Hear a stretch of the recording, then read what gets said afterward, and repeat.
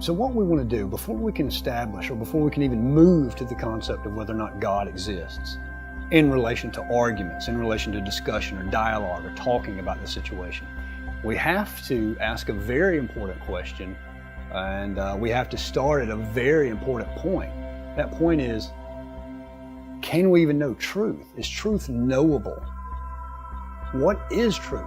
What is Veritas? Just like Pilate asked Jesus over 2,000 years ago. Now granted, he didn't hang around long enough to actually hear what Christ's response was, but the same question has been asked for a very long time, and it's an important question. What is truth? Is truth that which works, which would be called the pragmatic theory? Is truth that which makes sense in light of all these other, out of all the data around? Well, maybe yes, maybe no. That's something called the coherence theory of truth. And there's lots of these. There's lots of theories as to what the truth is. Now, personally, and not only myself, but many have made arguments that the most powerful theory of truth that there is. In fact, we would argue that all of the other competing theories of truth, coherence theory, pragmatic theory, all of these other versions depend for what's called the correspondence theory of truth. Now, what is the correspondence theory of truth? It's not tricky. There's nothing magical or mysterious about this theory of truth, because the correspondence theory is just essentially this: truth is that which matches reality. Truth is that which corresponds to reality. Truth is that which matches the facts. So Aristotle would want to say the truth is this: to say of something that it is, or something that is not, that it is not, is true.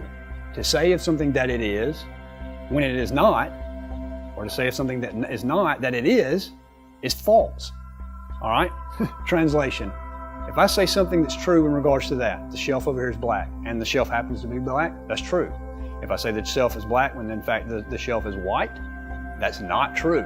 There's no trickiness to this. In fact, all of this comes down to a couple key principles. Think of it this way: in order to deny that we can know truth, you have to, by necessity, employ the exact principle that you're trying to deny. And to say that you can't know truth, you would have to make a truth claim, which means what? That claim that you make would have to be true. But if you can't know the truth, and I say we can't know the truth, well then that claim has to be true. But if that claim is true, then it's false because we can't know the truth, and I'm saying that we can know the truth. On the other hand, if it's true that we can't know the truth, then we can know the truth. And so this is what's known as a self-defeating statement, because you have to use the very principles that you want to argue against. When you say that you can't know the truth, they're going to come back and bite you. All of this tricky talk, it just hinges on what's called the law of non-contradiction, or the principle of non-contradiction. That and two other principles are the very foundation of all thought. And this is one of Aristotle's most important contributions. Though he's given many, this is one of the most important that Aristotle has given the intellectual history of mankind, is just this principle, or elaborated on, I should rather say, this principle of non-contradiction. Because if this is true, which we're about to discuss, if it's true, then truth is something that we discover. Truth is not something that we invent, something that we come up with. Analogically, it's like the law of gravity. We discover the law of gravity. We don't make up the law. It's true regardless of whether we want to believe it or not. Same with the correspondence theory of truth. We discover it, we run into it, we find ourselves confronted by it. So back to this principle of the law of non-contradiction. Essentially, this principle just says this: that not A cannot be A at the same time and in the same sense and in the same way. If it's raining in this room right now, which it would be quite odd for that to happen, honestly, but if it were raining in this room right now, it's just to say that it can't not be raining and be raining in the room at the exact same time, in the exact same place. Both of those quote truths can't be true at the same time. In fact, if one is true, then the other necessarily has to be false. If it's raining right now in this room, it has to be false that it's not raining right now in this room. Now, this is just basic almost intuition, if you want to word it that way. All of us realize this principle. We live by this principle. We die by this principle. Everything that we do, whether we're walking or even thinking, is counting on or is taking for granted that this principle is in operation. So let's give an example. This is why this is so fundamental. Let's say that somebody wants to come along, which postmodernism wants to do, and let's say that they want to deny the law of non-contradiction. They want to come along and say that, oh, the law of non-contradiction is just some Western made-up arbitrary principle that doesn't. All right, get rid of that. Let's imagine somebody were to say, I don't believe in the law of non-contradiction. I don't think the law of non-contradiction applies. All right? The law of non-contradiction, when they make the statement, I don't believe in the law of non-contradiction, they're using the law of non-contradiction in order to make the statement that they don't believe in it. How? Because when they say, I don't believe in the law of non-contradiction, they can't at the same time, in the same sense, say, I believe in the law of non-contradiction. So, for example, if somebody were to say, I don't believe that the law of non-contradiction applies to reality, I can just say right back to them, you believe that the law of non-contradiction applies to reality. And if they say, no, I don't, you can say, you've just proven the point. You're employing that which you're trying to get away from. Or another way is to say, again, these self-defeating statements, opposites can be true. I think that opposites can be true. Well, if I reply, opposites can't be true, and they say, well, sure, yes, they can be true. All I did is responded with the exact opposite of what they said. And it just reveals the nonsense. So let's look at it this way. It's sort of like an intellectual judo match. When you try to compete, when you try to throw these things together. So let's go again with that example. Someone says opposites can't be true. All right, well, if it's true that opposites can't be true, well, then the opposite of that can be true, which is opposites can't be true. But if the opposites can't be true, well, then it can't be true that opposites can be true. So it's just, you see how it's just nonsense. It just all of a sudden, or radically, very quickly snowballs into a mess of nonsense. This is why the law of non-contradiction is so very important to understand, because it's so vast. It applies, it goes to, it touches every aspect of the way we live, the way we talk, the way we communicate, the way we even think, because even thoughts can be self-defeating. So look at it this way. Here's a couple other examples of how you might hear someone trying to deny that objective truth can be known or that absolute truth exists. Someone might say, well, look, all truth is relative. All right? Again, apply that statement back on itself with the law of non-contradiction. If I were to say, or if someone were to say, all truth is relative, well, is that truth relative? Because if that truth is relative, well, then maybe that's true, maybe it's not true. In fact, if it's true, all truth can't be relative, because that's the truth regardless of what anybody else thinks. So if I were to say objective truth exists, they say, no, the truth is all relative, or all truth is relative. Well, that would have to be objectively true and absolutely true for anyone regarding, or it doesn't matter, rather, what they believe. That has to be true in regards to what they're saying. All right, so what we're trying to show is that it's silly. In fact, it's worse than silly. It's nonsense to say that truth is just completely determined by perspective. Because once again, that violates this principle of non-contradiction. If one were to say that truth is completely perspectival, it depends on your culture, well, then that has to be given as a truth that's true regardless of your perspective, regardless of your culture, regardless of the time in which you live. It's time in which you live. Here's another one. Truth is dependent on the time in which you live. That truth would have to be true, notwithstanding any time that someone has found themselves to exist. That would have to be true over all times, over all cultures, over all places. So you just can't get rid. It's kind of like a philosophical tar baby. The more you try to get rid of objective truth, the more you try to fight against the law of non-contradiction, the more you get stuck in it, the more you get it all over you. You can't get around the law of non-contradiction. It's what's called self-evident, meaning that you can't prove it, because in order to try to prove it, in order to try to demonstrate it, you have to use it. The same as in effect, if you try to disprove it, you have to use it. If you try to get around it, you have to use it.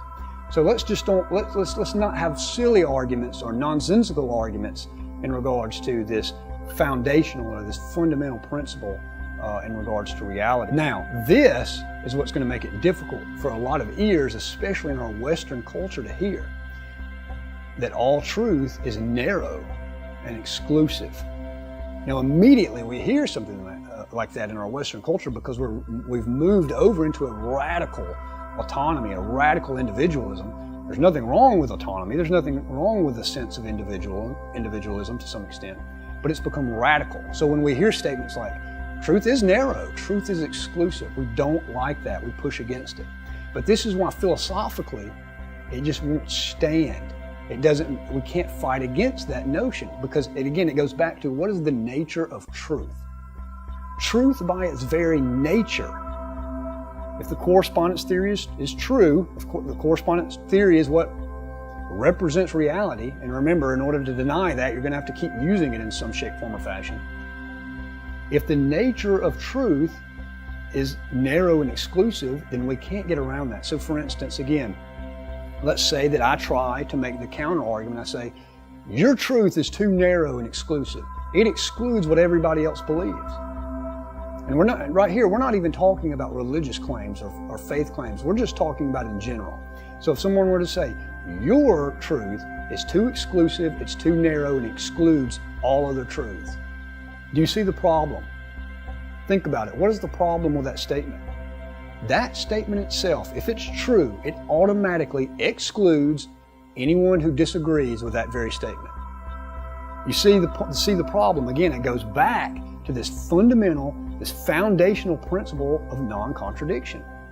In order for someone to say, you people that want to know the truth, you people that make truth claims or think that you can know objective truth, that's so narrow, it's so exclusive, and it's wrong to act in such a way.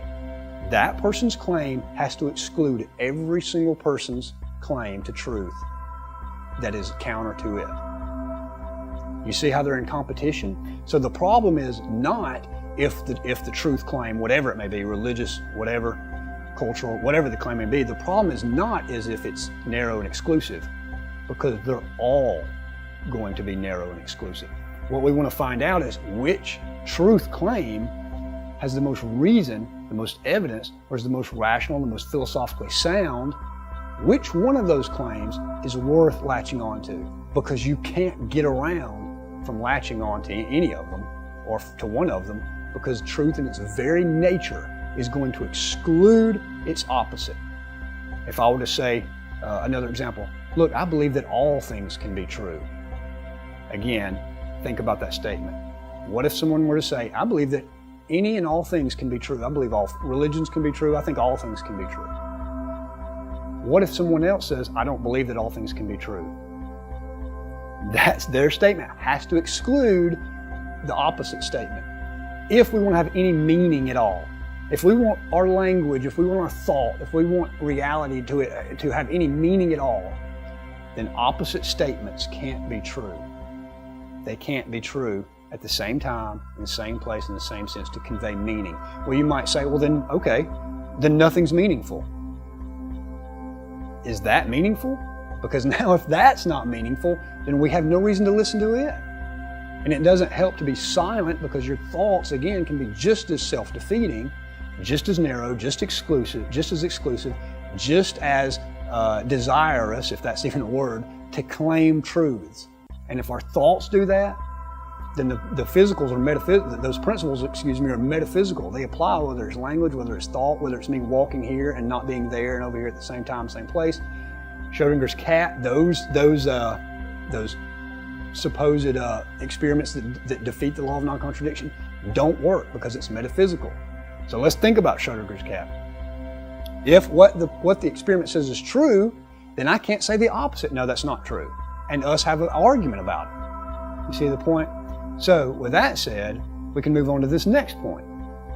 Belief, sincerity of belief, doesn't determine truth. It doesn't determine whether a belief is true or a proposition is true simply because you're sincere in that belief. You can sincerely believe with all of your heart that your brakes work. But if someone has cut the brake lines, if someone has tampered with your brakes and you go flying down the road and you come up to a red light or you come up to a stop sign and you hit the brake pedal and sincerely believe that they're going to work, you're going to go flying right through the thing, whether it be a stop sign, whether it be a red light, whatever. Belief doesn't, your sincerity doesn't determine that. Now, a lot of people would want to fall back to something maybe of a less radical position because they think it's a little more, let's use the word unfalsifiable, it's kind of protected somewhat. They would say, well, oh yeah, well, when I'm sincerity of belief, that just has to do with religious claims. That has to do with spirituality. You can sincerely, that's nonsense. We apply this nowhere else in our life. Why on earth would we all of a sudden apply that to the most important question? So think of it this way. Someone can sincerely believe that God exists. That doesn't mean that God exists just because you sincerely believe it. Someone can sincerely believe that atheism is true. That doesn't mean it's true. Someone can sincerely believe that Christianity is true. That doesn't make it true. And that's the kind of thing that we want to hit on very hard throughout these sessions, is that there's an objective truth, that there's a way that corresponds to reality, or that truth rather corresponds to reality, and we have to submit to whatever the truth is, whether it be atheism, whether it be Islam, whether it be Christianity, whatever the case may be. We have to submit to the truth of reality as opposed to try to wrap reality around what we want. Because here's the key, here's how we finish that up, is that you can be sincere in your belief, and you can be sincerely wrong. You can sincerely believe with all of your heart that 2 + 2 is Tootsie Roll. It doesn't determine that. Belief, sincerity of belief, doesn't determine truth value, the truth of a proposition. Now, the next point is truth is transcultural. We can go through all sorts of examples of why we know this, again, intuitively to be true. If truth is not expansive and objective over culture, then what right do we have to go to say Nazi Germany, true for their culture that Jews should be exterminated? What right do we have to go and say that they could easily say, well, truth is just determined by your culture. This is true for our culture. That's true for your culture. We could go through all of those sorts of examples. But again, we want to look at it, we want to cut the legs right out from under those nonsense statements and say this.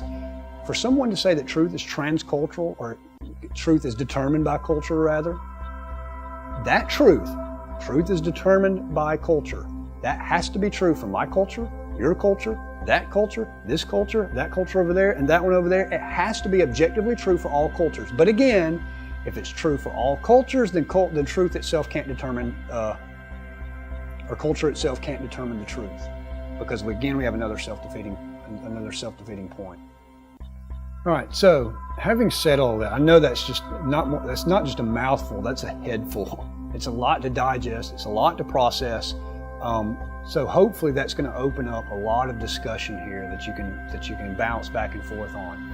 Now, be careful while you're talking with one another, while you're going through a discussion. Make sure, are you saying something that's self-defeating? Are you saying something that can't withstand its own criteria?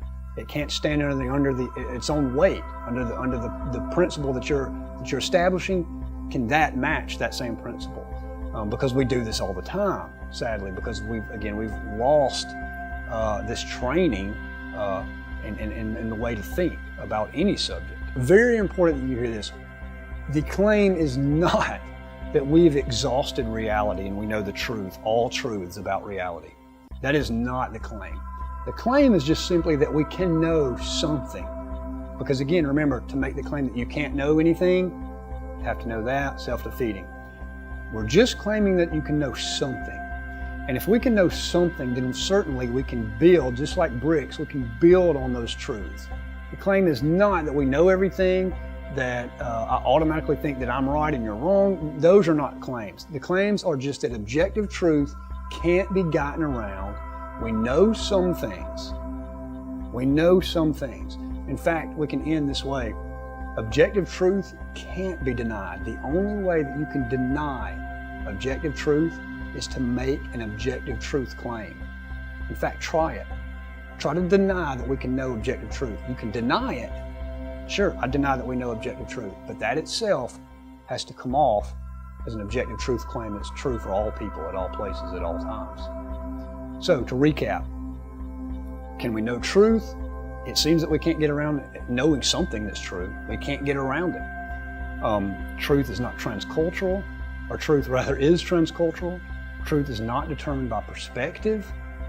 Can there be different perspectives within an overall truth? Sure, but the overall, the objective truth can't be itself perspective without being taught, without being presented as an objective truth. Truth is transcultural. Truth is not determined by sincerity of belief. Truth is not determined by perspective. Truth is not determined by your raising, your particular environment. Again, the only way to get around that is to make objective truth claims.